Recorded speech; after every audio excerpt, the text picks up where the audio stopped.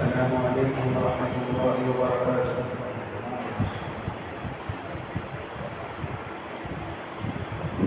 الحمد لله نحمده ونستعينه ونستغفره ونؤمن به ونتوكل عليه ونعوذ بالله من شرور أنفسنا ومن سيئات أعمالنا. من يهده الله فلا مضل له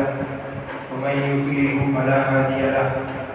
ونشهد أن لا إله إلا الله وحده لا شريك له، ونشهد أن سيدنا ونبينا ومولانا محمدا عبده ورسوله. أما بعد، فأعوذ بالله من الشيطان الرجيم. بسم الله الرحمن الرحيم. والذين يقولون ربنا اصرف عنا عذاب جهنم إن عذابها كان غراما إنها ساءت مستقرا ومقاما والذين إذا أنفقوا لم يسرفوا ولم يقتروا وكان بين ذلك قواما. صدق الله العظيم.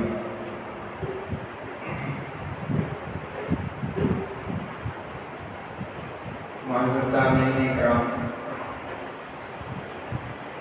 اللہ تبارک و تعالیٰ نے قرآن کریم کے اندر مومنین کے جو صفات بیان فرمائے اس میں سے 3 کا مفصل ذکر آ چکا ہے. آج میں حضرت کے سامنے 4تھی اور 5ویں صفت کے متعلق کچھ عرض کروں گا. اللہ تعالیٰ نے مومنین کی 4تھی صفت یہ بیان فرمائی کہ وہ لوگ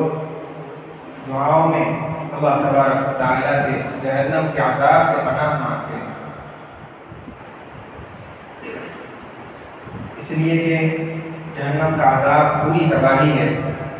اور جہنم بہت ہی برا اور بھیانک ٹھکانہ اور مقام ہے.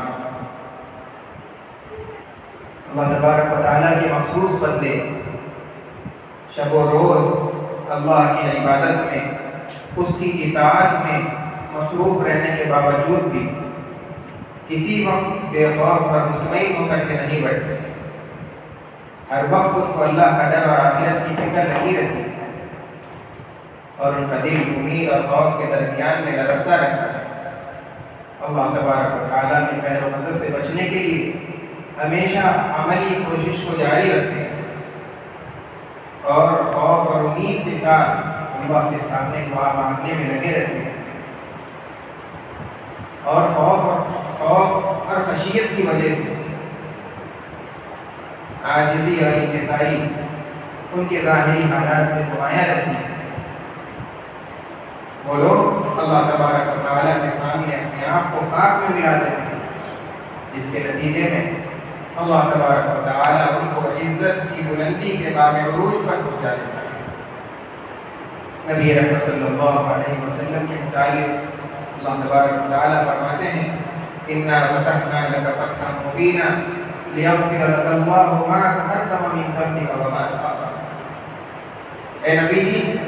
ہم نے آپ کو بڑی کامیابی سے نوازا تاکہ ہم آپ کے ما تقدم وما تأخر، اگلے پچھلے سب چیزوں کو معاف کریں. اور قیامت کے روز نبی رحمت صلی اللہ علیہ وسلم سے کسی قسم کا کوئی سوال نہیں کیا جاتا. اس کے باوجود بھی اللہ کے نبی صلی اللہ علیہ وسلم عذاب قبر سے، عذاب جہنم سے پناہ مانگتے ہیں. اللہ تبارک و تعالیٰ نے نبی رحمت صلی اللہ علیہ وسلم کو معصوم اور محفوظ بنایا. آپ سے کوئی گناہ، کوئی غلطی، کوئی خطا کوئی نہیں کرتا. اس کے باوجود بھی اللہ کے نبی صلی اللہ علیہ وسلم اپنی دعاؤں میں مانگتے تھے کہ اللہ میرے گناہوں کو ایسے پاک صاف فرما دے جیسے کہ برف پر کولے سے دھونے سے پاک صاف ہو جاتا ہے، اور میرے دل کو گناہوں سے ایسے پاک کر دیجیے جیسے کہ سفید کپڑے کو میل کچیل سے دھو کر کے صاف کر دیا جاتا ہے، اور میرے اور گناہوں کے درمیان اتنا فاصلہ کر دیجیے جتنا کہ مشرق اور مغرب کے درمیان میں فاصلہ ہوتا ہے. جو بندے اپنے آپ کو فکر آخرت کا اور خوف آخرت کا عادی بنا لیتے ہیں، ہمیشہ ان کو آخرت کی فکر لگی رہتی ہے اللہ کے خوف کی وجہ سے، اور جنت کا شوق ان کو بے چین رکھتا ہے، اور دعاؤں کے اندر ہمیشہ اللہ تبارک و تعالیٰ کے سامنے دن رات یہ مانگتے ہیں کہ اللہ جہنم کا عذاب بڑا سخت ہے، میرے گناہوں کو معاف فرما دے، جہنم کے عذاب سے میری حفاظت فرما اور جنت کی بیش بہا نعمتوں سے سرفراز فرما دیجیے۔ ایسے بندوں کے لیے اللہ تبارک و تعالیٰ کی جانب سے بے شمار نعمتیں، بے شمار بشارتیں نازل ہوتی ہیں۔ چنانچہ اللہ تبارک و تعالیٰ حدیث قدسی کے اندر فرماتے ہیں، حضرت ابو ہریرہ رضی اللہ تعالیٰ عنہ راوی فرماتے ہیں کہ اللہ تبارک و تعالیٰ اپنی عزت کی قسم کھا کے فرماتے ہیں کہ میں کسی بھی بندے پر دو خوف اور دو امن ایک ساتھ جمع نہیں کرتا۔ جو آدمی دنیا کے اندر مجھ سے ڈر کر کے زندگی گزارے گا، اس کے دل کے اندر اللہ کا خوف ہو، آخرت کی فکر ہو، اللہ تبارک و تعالیٰ قیامت کے روز اس کو امن و امان کا، سکون کا فرمان عطا فرما دیتے ہیں۔ اور جو بندہ دنیا کے اندر بے خوف ہو کر کے لاپرواہی کی زندگی گزارتا ہے، اللہ تبارک و تعالیٰ اس کو کل قیامت کے دن خوف اور دہشت کے اندر مبتلا کریں گے اور وہ عذاب سے چھٹکارا نہیں پا سکتے۔ دوسری حدیث کے اندر فرمایا، حضرت عبداللہ بن عمر رضی اللہ تعالیٰ عنہ راوی ہیں، فرماتے ہیں کہ اللہ تبارک و تعالیٰ اسی بندے کو جنت کے اندر داخل کریں گے جس کے اندر جنت میں جانے کی امید لگی ہو اور اس کے لیے تیاری کرتا ہو، اور اسی شخص کو جہنم سے بچایا جائے گا جس کے دل کے اندر جہنم کا خوف اور اس کے عذاب کا ڈر پایا جاتا ہے۔ دوسری حدیث کے اندر حضرت عبداللہ بن عمر رضی اللہ تعالیٰ عنہ راوی ہیں، فرماتے ہیں کہ جو بندہ اللہ تبارک و تعالیٰ سے ڈرتا ہے، جس کے دل کے اندر اللہ کا خوف ہو، آخرت کی فکر ہو، ساری مخلوق کے اندر اللہ تعالیٰ اس کے ڈر کو ڈال دیتے ہیں، اس کی عزت اور اس کے احترام کو ڈال دیتے ہیں، جس کی وجہ سے ساری مخلوق، ہر طرح کے لوگ اس کی عزت اور اس کا احترام کرنے پر مجبور ہو جاتے ہیں۔ اور جو آدمی اللہ سے نہیں ڈرتا، جس کے دل کے اندر اللہ کا ڈر نہیں ہے اور آخرت کی فکر نہیں ہے، اللہ تبارک و تعالیٰ اس آدمی کے دل کے اندر ساری مخلوق کے خوف اور ڈر کو دکھا دیتا ہے۔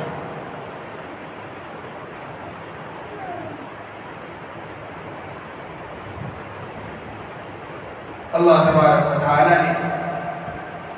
جو آدمی اللہ تبارک و تعالیٰ سے ڈر کر کے رونے لگے، راتوں میں اٹھ کر کے اس کے سامنے گڑ گڑائے، اللہ کے خوف کی وجہ سے اس کے اوپر لرزہ طاری ہو جائے، اس کے بدن کے رونگٹے کھڑے ہو جائے، اس کا بدن کانپنے لگے، تو ایسی حالت جب پیدا ہوتی ہے تو اللہ تبارک و تعالیٰ اس بندے کے گناہوں کو ایسے ہی چھڑا دیتے ہیں جیسے کہ سوکھے ہوئے پتے درخت سے گرتے ہیں۔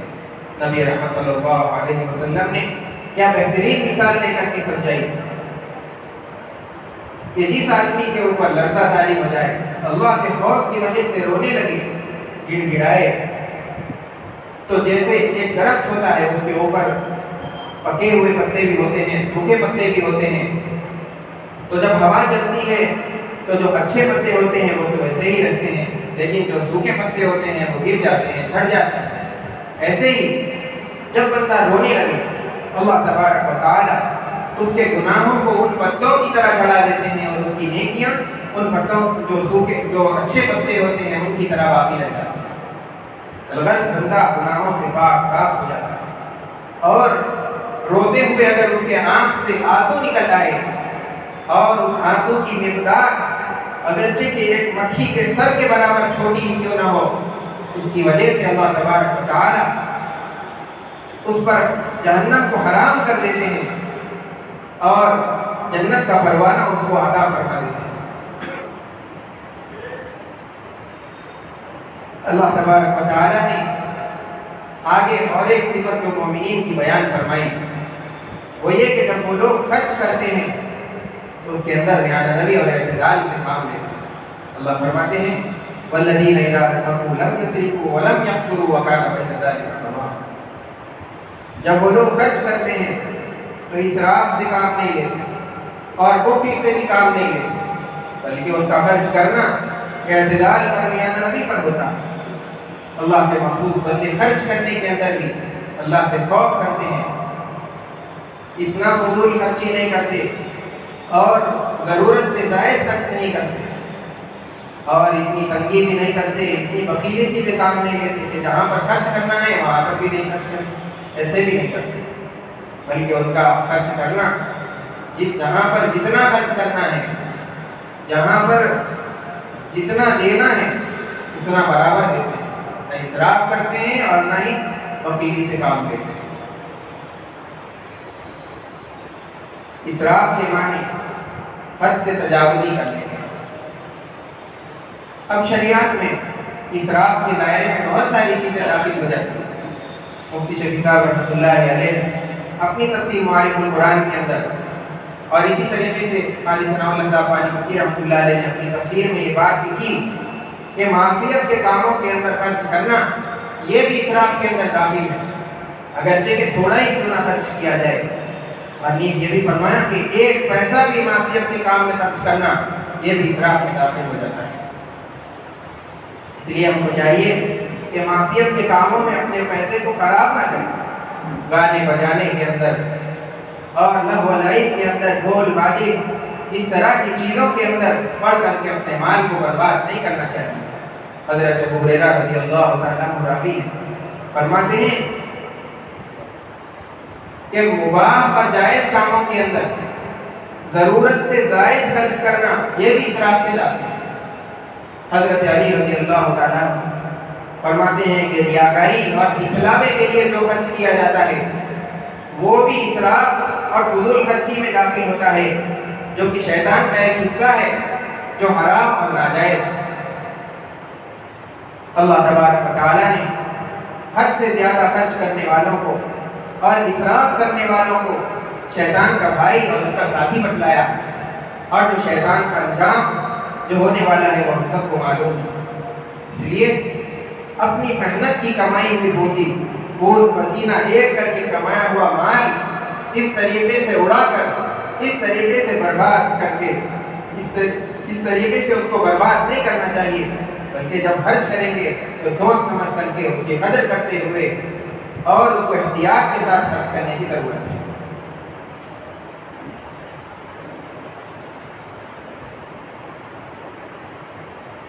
اللہ تبارک و تعالیٰ نے جہاں پر یہ بات بتلائی کہ مومنین خرچ کرنے کے اندر اسراف سے کام نہیں لیتے، دوسری جگہ یہ بھی فرمایا کہ وہ لوگ خرچ کرنے میں بخیلی نہیں کرتے۔ اللہ تبارک و تعالیٰ نے جہاں پر خرچ کرنے کا حکم دیا ہے، رسول پاک صلی اللہ علیہ وسلم نے جہاں خرچ کرنے کا حکم دیا ہے، ان موقعوں پر خرچ کرنے کے اندر تنگی سے اور کوتاہی سے کام لینا یہ بھی بخل اور کنجوسی کے اندر شامل ہو جاتا ہے۔ اور جو لوگ ان موقعوں پر خرچ ہی نہیں کرتے ان لوگوں کا شمار تو گھٹیا اور خسیس لوگوں میں شمار کیا گیا ہے۔ جو آدمی بخیل ہوتا ہے وہ خود اپنے مال سے پیدا نہیں ہوتا، بلکہ اس کا مال آسمانی آفت کا شکار ہو جاتا ہے یا کسی زمینی حادثے کا شکار ہو کر کے ہلاک اور برباد ہو جاتا ہے۔ اس کو نہ رات کے اندر چین کی نیند آتی ہے، نہ دن کے اندر آرام راحت حاصل ہوتا ہے، ہمیشہ ذہن پر ایک ٹینشن سوار رہتا ہے، اور رات و دن مال کے جمع کرنے کی اس کی حرص کی وجہ سے دل اور دماغ معاف ہو جاتے ہیں اور ہمیشہ اسی کی فکر پڑی رہتی ہے کہ میرے پاس اور مال کہاں سے اور کیسے آتے ہیں۔ اور اللہ کی خوشنودی کے لیے، آخرت کے لیے کچھ خرچ کرنا، اس کی بالکل بھی فکر اس کو نہیں ہوتی ہے۔ تو ایسے مال سے تو نحوست ٹپکتی ہے۔ نبی رحمت صلی اللہ علیہ وسلم نے ارشاد فرمایا کہ دن کے شروع کے اندر ہر روز 2 فرشتے آسمان سے زمین پر آتے ہیں اور دونوں دعا کرتے ہیں سخی کے لیے اور بخیل کے لیے۔ ایک فرشتہ ان میں سے یہ دعا کرتا ہے کہ اے اللہ، تیرے بندوں کے اندر جو آدمی سخی ہے، دینے والا ہے، اس کے مال کے اندر تو اضافہ کرنا اور اس کو تو اس کا بدلہ دے دے۔ دوسرا فرشتہ یہ دعا کرتا ہے اے اللہ، تیرے بندوں کے اندر جو آدمی بخیل ہے، کار خیر کے اندر خرچ نہیں کرتا، فقیروں کی مدد نہیں کرتا، غریبوں کے ساتھ ہمدردی نہیں کرتا، اے اللہ اس کے مال کو برباد کرنا۔ اللہ تبارک و تعالیٰ فرماتے ہیں کہ اے ابن آدم تو خرچ کر، میں تجھ کو عطا کروں۔ اللہ تبارک و تعالیٰ کا ہاتھ ہمیشہ بھرا ہوا رہتا ہے۔ اللہ تبارک و تعالیٰ نے جس وقت سے یہ آسمان، یہ زمین، یہ ساری کائنات بنائی ہے، اس وقت سے لے کر آج تک اللہ تعالیٰ خرچ کر رہے ہیں، اپنے بندوں کو دے رہے ہیں۔ اس کے باوجود بھی اللہ کے خزانے میں ذرہ برابر بھی کمی نہیں۔ اللہ تبارک و تعالیٰ اگر کسی کو دینے کا ارادہ کر لیتے ہیں تو پھر کوئی ایسی ذات نہیں ہے، کوئی ایسا ماکلال نہیں ہے جو اس کو دینے سے روک سکے۔ اللہ کا ضابطہ ہے کہ جو اللہ کی مخلوق کو دیتا ہے اللہ اس کو دیتا ہے، اور جو آدمی اللہ کی مخلوق کو دینے سے رک جائے اپنے مال کو بچانے کے چکر کے اندر، اللہ تبارک و تعالیٰ اس سے بھی روکے۔ البتہ جو آدمی مخلوق کو نہیں دیتا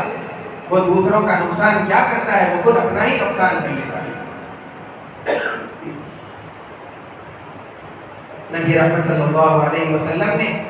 سخی آدمی کے لیے 4 بشارتیں ارشاد فرمائی۔ اسی طریقے سے جو بخیل آدمی ہوتا ہے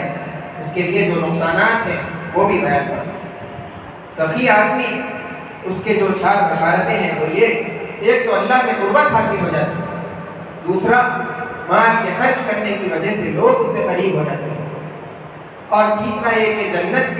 جنت کی بشارت اس کو دے دی جاتی ہے اور جنت سے اس کو قریب کر دیا جاتا ہے، اور چوتھا یہ کہ جہنم اس آدمی سے دور کر دی جاتی ہے، یعنی دنیا اور آخرت دونوں کی بھلائی اس کو مل جاتی ہے۔ اور جو آدمی بخل اور کنجوسی سے کام لیتا ہے اس کے نقصانات یہ ہے کہ سب سے پہلے اللہ سے دوری ہو جاتی ہے، دوسرا یہ کہ لوگ اس سے دور ہو جاتے ہیں، اور جنت بھی اس سے دور کر دی جاتی ہے،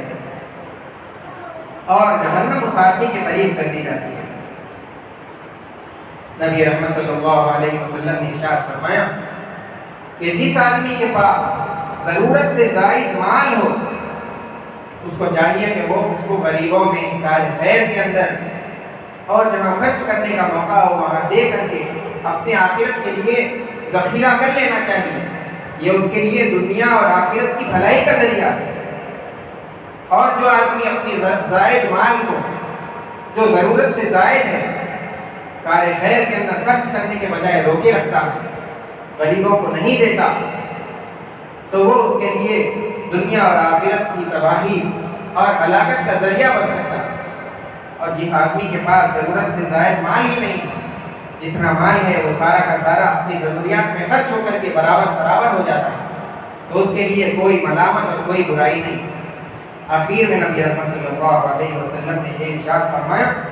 کہ اوپر والا ہاتھ یعنی دینے والا ہاتھ نیچے والے ہاتھ سے یعنی لینے والے اور مانگنے والے ہاتھ سے بہت زیادہ بہتر ہے۔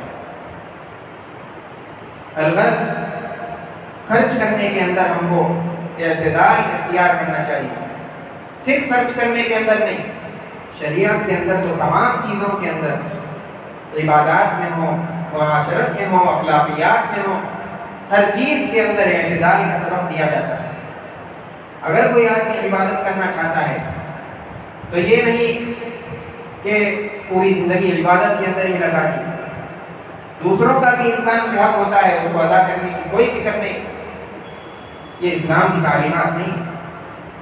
ہر شعبے کے اندر اعتدال کے ساتھ کام کرنا چاہیے، اسلام کی تعلیمات۔ الغرض اللہ تبارک و تعالیٰ نے مومنین کی چوتھی صفت جو بیان فرمائی وہ یہ کہ جہنم سے پناہ مانگتے ہیں، اس لیے کہ اس کا عذاب بڑا سخت ہے اور جہنم بہت ہی برا ٹھکانہ اور مقام۔ اور پانچویں صفت، وہ لوگ خرچ کرنے کے اندر اسراف اور بخل سے بچتے ہوئے اعتدال کے ساتھ خرچ کرتے ہیں۔ اللہ تبارک و تعالیٰ سے دعا ہے کہ مومنین کی جتنی صفات ہیں ہمارے اندر ان تمام کو پیدا فرمائیں، عذاب جہنم سے ہماری حفاظت فرمائیں، اعتدال کے ساتھ ساری زندگی گزارنے کی توفیق عطا فرمائیں، ہم کو دین کا شریعت کا پابند بنائیں۔ وآخر دعوانا الحمدللہ رب العالمین۔ جو حضرات سنت نے پڑھے